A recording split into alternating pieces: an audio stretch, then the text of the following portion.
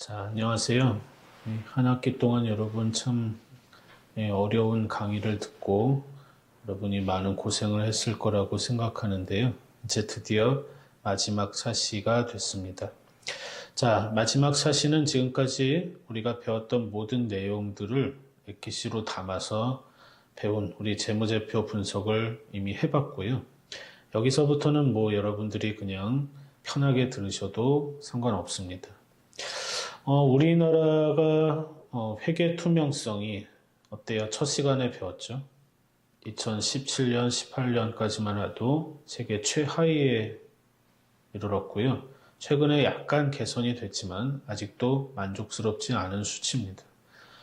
다양한 분식회계 사건은 끊임없이 일어나고 있고 최근에는 뭐 횡령 사건들도 상장기업에서 일어나고 있죠. 자, 그래서 이러한 다양한 원인들은 도대체 무엇인지 한번 우리가 이번 시간에 살펴보도록 하겠습니다. 자, 2차 시에서 우리가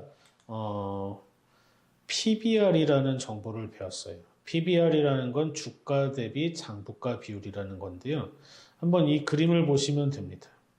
우리나라는 이 PBR이 굉장히 낮은 나라 중에 하나입니다. 굉장히 신기한 현상이에요. 미국의 경우 PBR이 1보다 작은 회사는 거의 뭐 돈 씻고 찾아봐도 없습니다. 상장 기업의 경우는 막 PBR이 2, 3에도 이르는 회사들이 상당히 많아요. 자, 이게 PBR은 뭐냐면 결국 우리가 부채가 없다고 가정을 해볼게요. 그럼 여러분 부채가 없으면 자산과 자본이 어때요? 똑같겠죠. 부채가 없으면 부채 빼기 자산 빼기 부채가 자본이니까요. 부채가 0이니까 자산은 곧 자본입니다. 그러면 자본의 가치는 결국 주가의 가치라고 볼 수 있죠, 여러분. 맞아요? 자본의 가치는 곧 주주의 권리를 나타내는 주식의 총 가치랑도 같다고 볼 수 있습니다. 자, 그러면 우리가 자본이 예를 들어서 1억 원이다. 그럼 주식의 총 시가총액도 1억 원일까요? 아닙니다. 1억 원보다 커요. 그 이유는 우리가 보통 재무제표에 모든 자산을 표시할 수 있는 게 아니라고 그랬죠. 인적 자원이라든지 기술이라든지 자산 간 시너지 효과라든지 이런 것들이 아직 재무상태표에 반영이 되지 않고 있기 때문에 보통 어때요? 이런 자산들이 반영은 안 되더라도 재무제표에 반영은 안 되더라도 사람들은 알고 있죠. 따라서 이 회사는 인적 자원이 훌륭하다. 재무제표에 잡혀 있지는 않지만 우리는 이 회사에 투자하겠다. 주가가 올라갑니다. 그래서 당연히 자본보다 이 시가총액은 훨씬 더 크다고 볼 수 있죠. 바로 왼쪽 회사의 경우죠. 자, 그런데 우리나라는 자본과 자산이 만약에 이렇게 부채가 없다고 가정했을 때 만약에 PBR이 1이라는 건 결국 자본의 가치와 어때요? 시장 가치가 동일하다는 걸 말하죠. 장부가와 자본의 장부가액과 시장의 주식 가치가 동일하다는 걸 말하는데 1보다 작다는 건 우리 회사가 가진 자산도 과소평가되고 있다는 걸 뜻합니다. 황당하죠. 보통 이런 인적 자원 때문에 PBR은 1보다 큰데 우리나라의 경우 오히려 자산의 가치가 시장에서 인정받지 못하고 있다는 뜻이잖아요. 자, 이걸 우리가 코리아 디스카운트 현상이라고 합니다. 그래서 우리나라 이렇게 보는 거예요. 이 회계 정보, 분식 회계에 숨어 있는 거 아니냐. 뭔가 이상하다. 우리 속이고 있는 거지. 막 이렇게 생각하는 거죠. 리스크가 존재한다고 보니까 가치를 낮게 평가받고 있는 것이죠. 자, 그래서 이런 이유가 도대체 뭔지 한번 살펴보겠습니다. 첫 번째는 루프홀이라고 할 수 있습니다. 루프홀은 뭐냐면 빠져나갈 구멍이에요. 지금 아무리 회사가 이렇게 강력한 우리가 뭐 회계 정책을 내세우거나 또는 법적 책임을 매긴다고 하더라도 이렇게 몰래 빠져나갈 구멍을 기업들이 갖고 있다는 거죠. 그림을 보면은 자, 우리나라 이렇게 지금 많은 회계 부정을 제어할 수 있는 장치들이 있습니다. 회계 기준, 각종 법령 규제, 그 다음에 내부 통제제도 배웠죠? 또 이걸 감사하는 내부감사부서, 또 기업 지배구조에서 감사 및 감사위원회가 또 감사하죠. 또 외부감사인도 감사를 합니다. 재무제표 감사죠. 따라서 회계부정은 결국 맨 밑에까지 도달해야 되는데 지금 보면 어때요? 빠져나갈 구멍이 이렇게 있다는 거예요. 계속 흘러 결국 재무제표까지 이 회계부정이 나타날 수 있죠. 자, 회계 기준, 각종 법령 규제가 왜 이 모양일까요? 우리나라 옛날 회계개혁 법안을 한번 볼게요. 미국에서 2002년에 앨론이라는 회사가 분식 사건 나와서 다 충격받고요. 미국은 2002년에 사벤스 옥슬리라는 엄청난 회계개혁 법안을 도입했습니다. 여기 보시면은 뭐 PCAOB, 회계감독위원회 설치 여부, 뭐 우리는 당연히 없고요. 경영자의 보고 인증 책임. 만약에 회계 부정 저지르면 분식회계하면 징역 25년이에요. 최근에 더 높아졌죠. 도드 프랭크 액트가 도입하면서 그 메이도프라는 그 다단계 사기꾼 코스닥 그러니까 나스닥 그 회장까지 했던 사람인데 150년형을 받았습니다. 그래서 뭐 사상 최대 그 징역형을 받았죠. 왜 이렇게 높게 치냐면은 이 경영자가 재무제표를 잘못 작성하거나 또는 고의로 우리가 분식회계를 하는 경우에 주가가 나중에 폭락해서 소액 투자자들이 집을 잃거나 심지어는 뭐 돌아가시는 경우도 생기죠. 그래서 살인죄랑 거의 비슷하게 보는 거예요. 자, 근데 우리나라 어때요? 거의 처벌을 받지 않죠. 이 말고도 다양한 제도들이 우리나라에 도입됐을 때는 다 약해서 들어오는 경우가 많습니다. 자, 그래서 이런 부분이 우리나라의 어떤 회계 투명성을 낮추는 역할을 하는데 최근에 2018년에 외관법 개정으로 이런 부분은 많이 없어졌습니다. 그러니까 회계 투명성이 바로 순위가 오르죠. 자, 그 다음에 우리나라는 이 자본주의가 도입된 지 사실 얼마 안 된 나라입니다. 한 70년밖에 안 됐죠. 실제로 성장한 거는 5, 60년밖에 안 됐고요. 자, 그래서 뭐든지 우리나라 보세요. 경쟁 심하죠, 여러분? 편하긴 하죠, 경쟁이 심해서. 근데 너무 빨리빨리 힘듭니다. 그래서 과정은 중요하지 않다. 결과만이 중요하다. 뭐 1등은, 2등은 알아주지 않는다. 뭐 이런 얘기 들어보셨죠?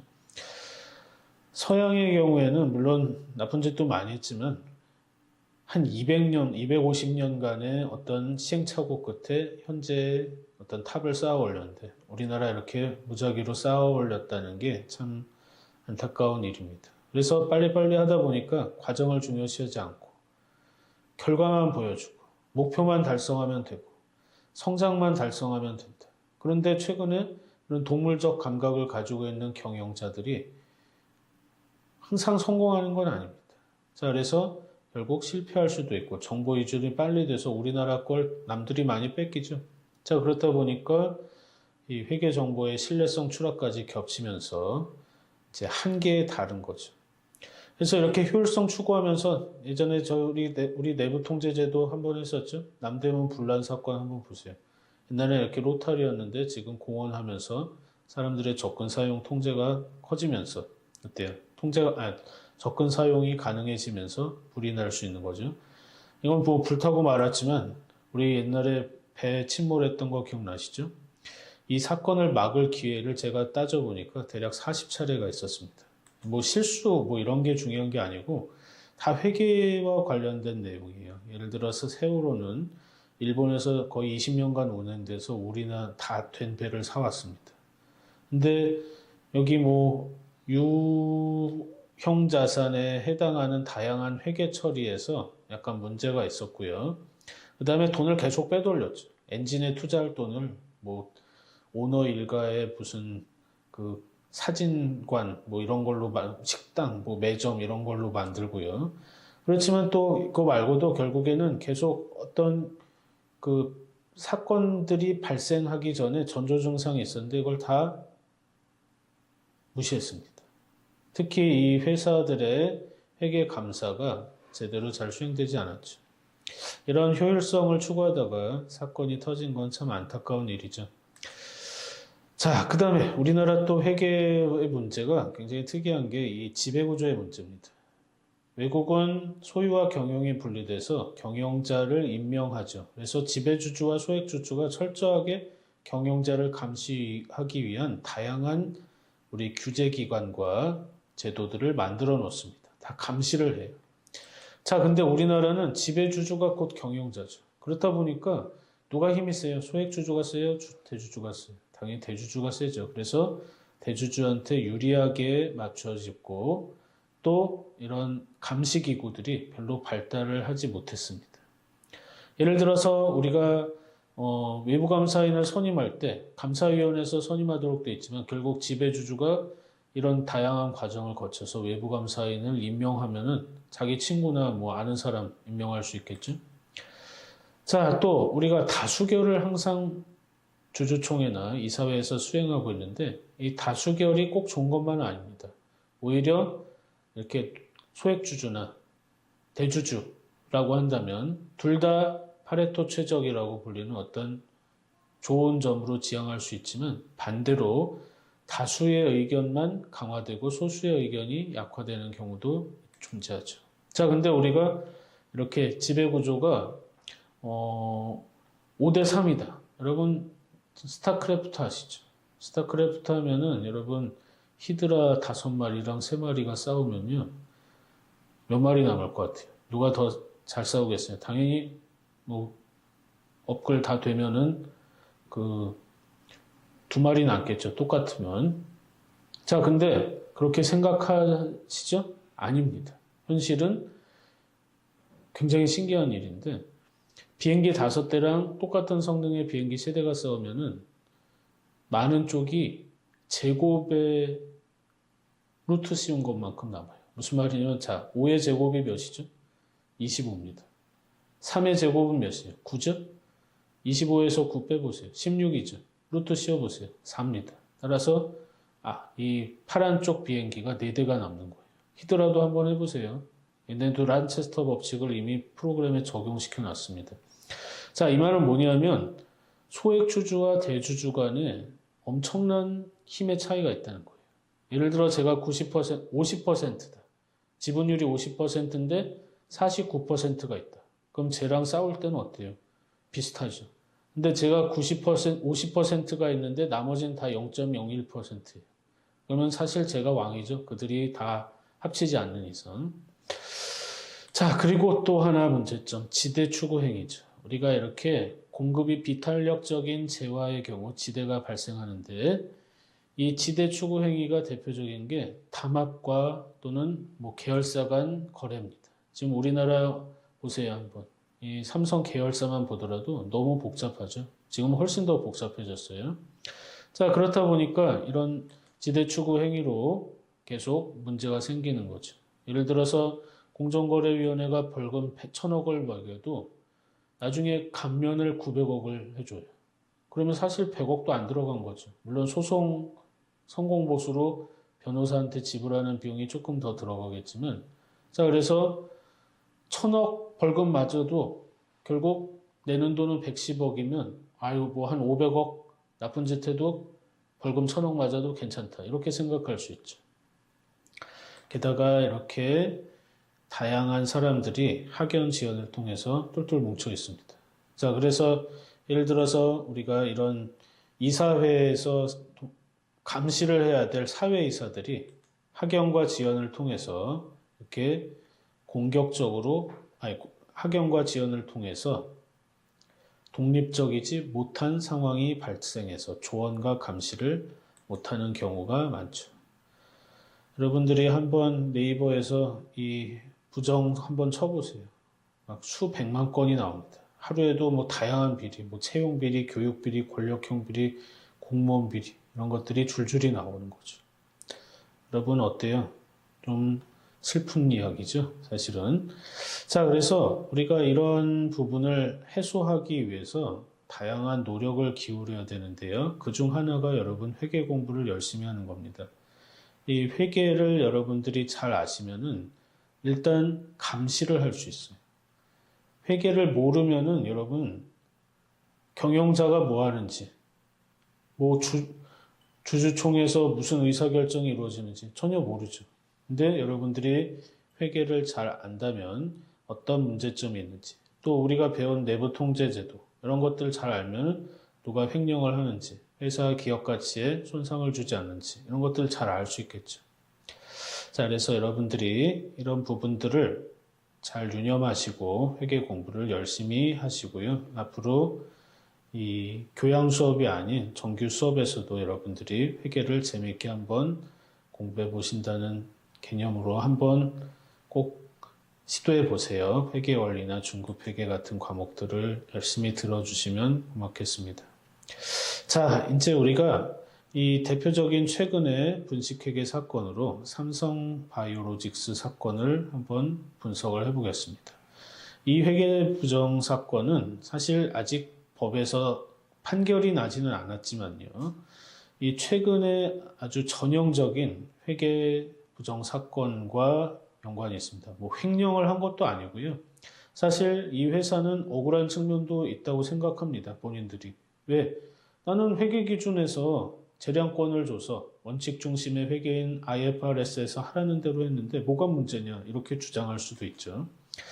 자, 그래서 먼저 2018년에 증권선물위원회라고 규제기관이죠. 삼성바이오로직스, 삼바라고 할게요. 2015년 종속회사에서 관계회사로 전환하면서 공정가치 평가를 통해서 4조 5천억에 대한 금액을 뻥튀기 한 것에 대해서 이거 일부러 그랬지. 너희 그런 거예요. 기존에는 막 다 속이거나 뭐 재고 자산을 부풀리거나 아니면은 부채를 빌렸는데 숨기거나 이런 나쁜 짓을 한 건데도 불구하고 이거는 그렇지 않습니다. 이 사건은 우리는 국제회계 기준에 따라서 한 거다. 왜 뭐가 문제냐 이렇게 주장을 해요. 그래서 참 이런 안타까운 사건이 또 발생할 가능성이 높은데요. 한번 우리가 이 사건을 살펴보겠습니다. 삼성바이오는 뭐 예전에 회장님께서 전자로만 안 된다 다른 것도 하자 그래서 바이오 산업을 시작했는데 신약 개발하는 회사들이 다 선진국들이죠. 이 선진국들 뭐 바이엘 잉글햄 같은 이런 회사들 다 200년씩 된 회사들이죠. 그래서 비집고 들어갈 틈도 없고 이 신약 개발하는데 돈이 많이 듭니다. 시간과 비용이 많이 들죠. 임상실험하고. 그래서 어떻게 할까 하다가 공동으로 한번 바이오 시밀러 사업을 해보자. 시밀러라는 건 뭐 약간 이미 다른 회사가 생산할 수 있는 어떤 약들을 말하는 거죠. 또는 위탁 생산. 우리가 노하우는 모르지만 제가 생산한 대로 하라는 거죠. 그래서 바이오젠과 합작해가지고 이 회사를 설립을 했는데 처음 지분율은 85%, 바이오젠은 15%였는데 나중에는 유상증자 같은 걸 해가지고 계속 늘어났어요. 자, 그런데 갑자기 2015년 90%에 이르는 회사 지분율을 가지고 있음에도 불구하고 우리는 지배력을 상실했다고 보는 거예요. 그래서 이 회사를 아까 말한 연결재무제표에서 버렸습니다. 대상에서 뺐죠. 그러면서 지분법으로 바꿨는데 이 지분법 회계 처리를 하면서 공정가치 평가를 하는데 그 당시 그 주가가 아직 상장이 되거나 그런 건 아니니까 우리가 이 회사 지금 가치는 한 4조 5천억 된다 해가지고 높게 평가를 한 거죠. 그래서 4조 5천억의 이익을 인식하고 그 다음에 왜 지배력을 상실했냐면 바이오젠이라는 회사가 어떤 선택권을 행사하면 순식간에 50%가 될 수 있다는 거예요. 50% 빼기 한 주입니다. 그러면은 사실 어때요? 지배력이 거의 비슷하죠. 따라서 우리가 지배력을 상실했다고 주장을 하는 건데요. 자, 그래서 갑자기 계속 적자가 나가다가 이 회계 처리를 통해서 대규모의 흑자가 발생했고요. 이걸 통해서 이제 유가증권에 상장을 했는데 이 금액 너무 회계 처리 과다하게 한 게 아니냐 하고 증권선물위원회에서 감리에 착수했습니다. 자, 그래서 지금 규모를 보면 14년과 15년 비교해 보면 이렇게 큰 차이가 나는 거죠. 어쨌든 지분법으로 이렇게 투자 주식을 크게 인식하고 콜옵션 부채를 인식했지만 결국 기업 가치는 크게 증가해서 이익을 인식했습니다. 자, 그래서 과연 이게 처음 나왔을 때 부정이냐 회계 부정이냐 진짜 회계 기준대로 한 거냐 하고 막 이 다양한 전문가들끼리 많은 이야기를 했어요. 그래서 뭐 서로 의견이 달랐죠. 그래서 결국 이 원칙 중심의 회계 처리라는 개념이 국제회계 기준에서 부여된 개념인데 경영자의 재량권을 강화한다는 측면에서 기업의 실질을 보고하고 좋은 점도 있지만 이렇게 과다하게 회계 처리를 하면은 막을 방법이 없는 거죠. 예를 들어서 뭐 아무리 이 국제 회계 기준이 재량적이라고 하더라도 내 마음대로 하라는 건 아닙니다. 그래서 우리가 여기에도 회계 선택은 할 수는 있지만 자유는 있지만 그래도 어느 정도 과다한 범위를 하면 안 되는 거죠.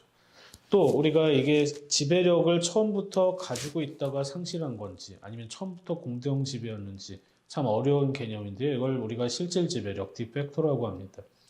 그래서 제가 한번 이걸 기준서를 찾아서 그려본 건데요. 여러분 뭐 이건 보고 그냥 바로 버리세요. 너무 복잡하죠? 우리가 힘이 있다 없다. 기업에서 이 회사를 실질 지배할 우리가 힘이 있다 없다만 분석하는데도 이렇게 복잡합니다. 자, 그 다음에 공정가치 평가를 할 때 좀 과다하게 한 게 아니냐 이런 주장도 있습니다. 자, 근데 이런 많은 논란이 있었는데 이제 문건이 공개가 됐어요. 이 내부에서 가지고 있던 어떤 문건인데요. 이 문건을 보면은 어쨌든 간에 회사도 고민을 한 거죠.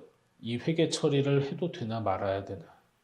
그 다음에 혹시 가만 놔두면 자본 잠식이 될 수도 있는데 또 그 당시 삼성물산이랑 제일모직이 합병하는데 여기에 뭔가 좋은 점이 있어야 될 텐데 막 이런 다양한 의견들이 있었고 공인회계사들과 협의를 했다는 걸 알 수 있습니다. 그래서 대안도 만들어놔서 어떻게 할지 하다가 결국 대안 2를 선택한 거죠. 물론 이 위에도 이제 금융감독원의 감리위원회에서 금융위원회 감리위원회에서 이 증선이 상정하고 이제 재감리하고 분식이다 아니다 막 주장하다가 결국에는 감사인도 징계를 받고 검찰에 고발돼서 현재 아직 수사 중에 있는데 어떻게 결과가 나올지는 모르겠습니다. 그래서 꼭 이게 분식회계다 아니다 라고 판단하기는 굉장히 어려운 문제이지만 어쨌든 이 논란의 여지에 서 있는 거는 어쩔 수가 없다는 거죠. 그래서 결국에는 우리가 어떤 회계 처리를 재량적으로 선택하더라도 이 부분을 여러분들이 판단하는 데 있어서 깊은 회계 처리의 이해가 없다면 도저히 이 사건을 이해하지도 못하겠죠. 자, 그래서 앞으로 여러분들이 중급 회계나 고급 회계를 통해서 더 많은 이 정보들을 취득해서 이러한 분식 회계 사건에 대해서 판단을 내릴 수 있는 정도의 수준까지 열심히 공부하시길 바라요. 결국 우리나라가 이렇게 회계 투명성이 낮고 분식 회계 사건이 끊임없이 일어나는 이유 중 하나가 회계 정보의 부족함입니다. 자, 그래서 이걸 심리학에서 나오는 요하리의 창이라고 하는데요. 여러분, 이 요하리의 창이 뭐냐면 뭐 내가 아는 부분과 내가 모르는 부분, 타인이 나를 아는 부분과 타인이 나를 모르는 부분, 뭐 이런 것들을 이렇게 엮어서 만든 건데 결국에는 이 요하리의 창, 뭐 관계를 좋게 만들려면 이 공공 영역이라고 불리는 부분을 이렇게 창을 확 넓혀서 뭐 이렇게 우리가 윈도우 생각하시면 이렇게 4개의 창으로 되어 있잖아요. 이 초록색 부분을 제일 넓혀가지고 사람들과의 관계를 뭐 좋게 만들어야 된다는 게 결국 회사와 이해관계자의 측면에서 이러한 공시된 재무정보의 과정과 그 다음에 진실한 결과를 보여주는 게 굉장히 중요하지 않겠냐라고 그림을 가져왔고요. 결론은 우리가 한 학기 동안 배운 결론은 이겁니다. 우리가 결국 뭘 하고자 하는 거예요? 기업 가치, 뭐 국가의 가치, 개인의 가치 이런 것들을 증가시키고 싶어서 우리가 이런 다양한 공부도 열심히 하고 돈도 많이 벌고 하려는 거잖아요. 자, 그래서 우리가 가치는 결국엔 이렇게 복잡한 식으로 쓸 수 있는데 별거 아니죠. 우리가 캐시플로우라는 개념을 적절한 불확실성으로 할인한 금액의 합계가 결국 가치라는 건데 예를 들어 건물의 가치는 미래 현금 흐름을 어때요? 현재 가치로 평가하는 게 결국 건물의 가치인 거죠. 자, 그래서 가치는 미래 현금 흐름 나누기 불확실성입니다. 근데 미래 현금 흐름을 증가시키면 가치도 증가하죠. 근데 불확실성을 감소시켜도 어때요? 가치가 증가합니다. 다시 말해서 이 불확실성이 어떻게 보면 회계 부정 같은 거라고 할 수 있죠. 내부 통제의 취약점. 자, 그래서 이런 부분들을 우리가 줄이는 것도 앞으로 가치 증가에 도움이 된다라는 것을 여러분들이 기억하시기 바라고요. 한 학기 동안 우리가 이 회계와 관련된 많은 내용들을 살펴봤는데 우리가 회계 원리만 듣더라도 지금보다 조금 더 새로운 내용들을 여러분들이 접할 수 있을 거라고 생각합니다. 어쨌든 회계에 대한 지식을 늘리고 여러분들이 이런 자본시장, 우리 또 나아가서 국가의 어떤 정보 비대칭을 완화하는 것이 여러분들이 아주 중요한 이 회계를 배우는 목적이기 때문에요. 앞으로 이런 회계 투명성을 높이고 국가나 기업의 가치를 향상시키기 위해서 여러분들이 충분한 감시자가 돼서 이 어떤 의사결정이 합리적으로 수행될 수 있도록 여러분들이 끊임없이 노력하셔야 될 겁니다. 결국 우리 국가적인 투명성을 제고하기 위해서 불확실성을 낮추기 위해서는 회계 공부를 열심히 해야 된다는 결론을 내린 거고요. 자, 여러분 긴 시간이었는데요. 한 학기 동안 수고 많으셨고요. 자, 여러분 앞으로도 회계 공부 많이 사랑해 주세요. 자, 수고 많으셨습니다.